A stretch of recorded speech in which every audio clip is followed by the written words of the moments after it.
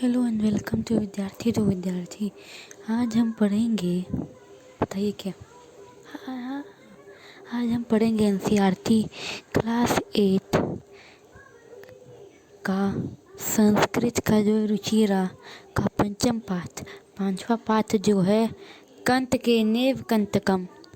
तो चलिए अब हम शुरू करने से पहले तो बता देता हूँ, आप इस वीडियो को लाइक कीजिए, शेयर कीजिए, साथ में हमारे चैनल को सब्सक्राइब कर दीजिए और साथ में बेल आइकन भी ज़रूर दबाइएगा, जिससे आपको हमारा सारे नोटिफाइड होते रहते, हमारी नई वीडियोस आ रही हैं। तो चलिए स्टार्ट करते हैं। पाठ से परिचय। मध्य प्रदेश के डिंडोरी जिले में प्रधानों के बीच प्रचलित एक लोक कथा है। यह पंचतंत्र की शैली में रचित है। इस कथा में यह स्पष्ट किया गया है कि संकट में चतुराई एवं प्रत्युत्पन्नमतित्व से बाहर निकला जा सकता है।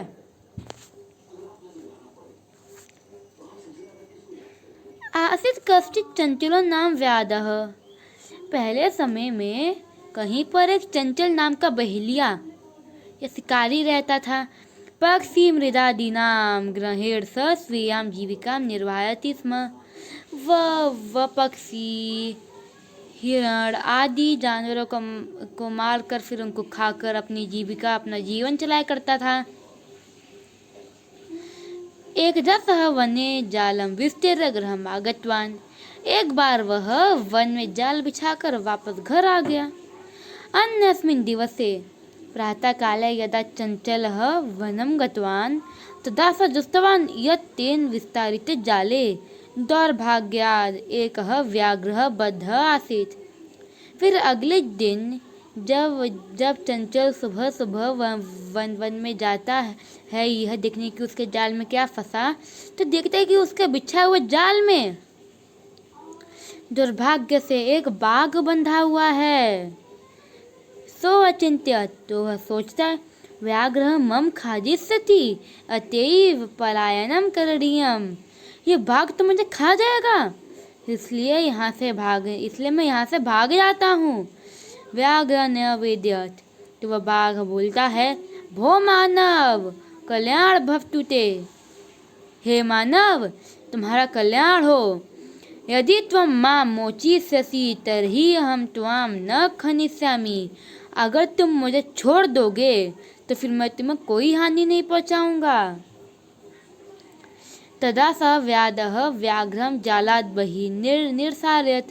तभी वो शिकारी उस बाघ को जाल से बाहर निकाल लेता है। व्याघ्र क्लान्त आसीत्, पर वो बाघ तो बहुत थका हुआ था। सो वदत्, तो वह बोलता है भो मानव पिपासु अहम्। हे मनुष्य, मैं प्यासा हूँ। नद्या जलम मान्य मम पिपासां समय। तुम नदी से जल लाकर मेरी पिपासा को बुझाओ, कि तुम मेरी प्यास को बुझाओ।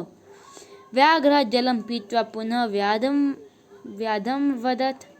उसके बाद वो जो था बाघ वो जल पीकर फिर से उस शिकारी से बोलता है शांता में पिपासा, अरे मेरी प्यास बुझ गई। सांप्रतम बुभुक्षितोस्मि, अब मुझे भूख लगी है। इदानीम अहं त्वां खादिष्यामि, इसलिए मैं अब तुम्हें खाऊंगा। चंचल उक्तवान्, चंचल बोलता है अहं त्वत्कृते धर्मम आचरितवान्। मैंने तुम्हारे लिए धर्म का आचरण किया। तो वह मिथ्या भटितम, और तुमने झूठ बोला। तुम माम खादितुम् इच्छसि, तुम मुझे खाने की इच्छा रखते हो।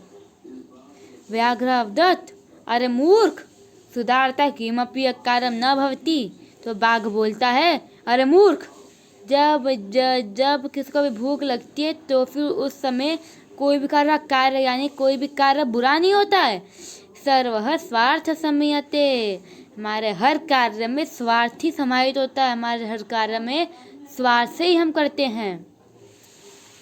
चंचल नदी जलम अपृच्छत, उसके बाद चंचल उस नदी जल से पूछता है। नदी जलम अवदत्, तो नदी जल बोलता है एवमेव भवति, ऐसा ही वो होता है।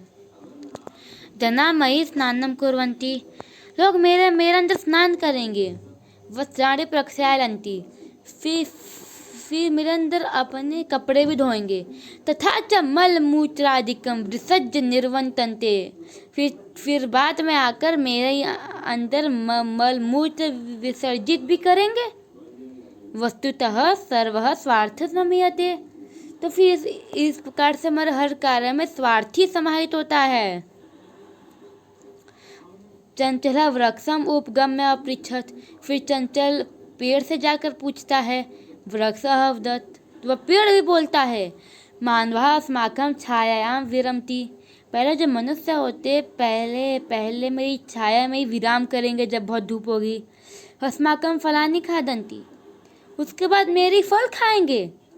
पुनः कुठार प्रहत्य अस्मभ्यं सर्वदा कष्टं ददाति, उसके बाद मेरे ऊपर कुल्हाड़ी से वार करके मुझे ही हमेशा कष्ट देते हैं। यत् कुत्रापि छेदनं कुर्वन्ति, फिर मुझे जगह जगह काट देते हैं। सर्वः स्वार्थं समीयते, हमारे हर कार्य में स्वार्थी समाहित होता है। समीपे एका लोमशिका बद्री गुल्मानम प्रस्थे नीलिना एताम वार्तश्रीरोति स्म, फिर पास में ही बद्री नाम के लोमड़ी एक पेड़ के पीछे छुपकर उन सब की बातें सुन रही थी। सा सहसा चंचल मुपसृत कथयति, फिर वो अचानक से चंचल के सामने आकर कहती है, का वार्ता, क्या बात है? मामा भी विज्ञापया, मुझे भी बताओ। सवदत, फिर वह बहेलिया बोलता है।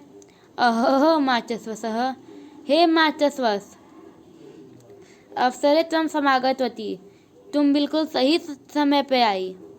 मया अस्य व्याघ्रस्य प्राणा रक्षिता, परम एषः मामेव खादितुम् इच्छति। मैंने उस बाघ की प्राण की रक्षा की, पर वो तो अब मुझे ही खाने की इच्छा रखता है। तदंतरम सह लोमशिका निखिलाम कक्षा निवेदित, उसके बाद वह लोमड़ी को संपूर्ण कथा निवेदित करता है वो लोमड़ी के बोलने पर।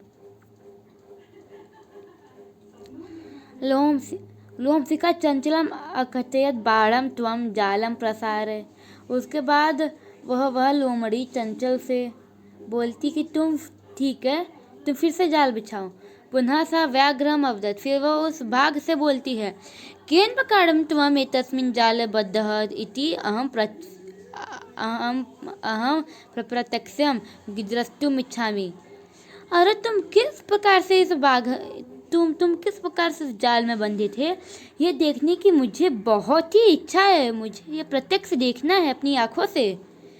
व्याघ्र तद वृत्तान्तं प्रदर्शयन्तीं तस्मिन् जाले प्राविशत्, फिर वह बाघ वही दिखाने के लिए उस जाल में घुस जाते हैं। लोमशिका पुनः अकथयत, फिर वह लोमड़ी बोलती है उससे वापस। संप्रति पुनः पृथक् कूर्दनं कृत्वा दर्शय, अब तुम फिर से तुम मुझे वैसी उछल कूद करके दिखाओ जैसे तुम इस जाल से निकलने के लिए कर रहे थे। सह तथैव समाचरत, तो वह बाघ वैसा ही करता है। अनारतम कूर्दनेन सह श्रांता भवत, फिर इतना कूदने से तो वो थक जाता है। जाल बद्ध सह व्याघ्र कलांच सन्निसाय भूत्वा तत्र पतत् प्राण भिक्षामि विच अयाचत, फिर इतना ज़्यादा कूद कर वो थक जाता है। फिर वह जाल में बंधा हुआ भाग थका हुआ बिल्कुल निस्सहाय होकर भूमि पर गिर पड़ता है और फिर उन सब से अपने प्राण की भिक्षा मांगने लगता है। लोमशिका व्याघ्रम अवदत्, तो फिर वह लोमड़ी उस भाग से बोलती है। सत्यम त्वा भरितम, तुम सच ही बोलते थे। सर्वः स्वार्थम समीहते, हमारे हर कार्य में स्वार्थी ही रहता है। इस कहानी का सीख ये है, जैसे को तैसा, आपके साथ जो जैसा करते हैं आप भी उसके साथ वैसा ही किया करना। तो फिर हमारी वीडियो लास्ट तक देखने के लिए शुक्रिया। हमारे चैनल को सब्सक्राइब कीजिएगा, तो फिर हम ऐसे ज्ञान से भरी हुई बातें लाते रहेंगे। तो bye, thank you for seeing our video. We are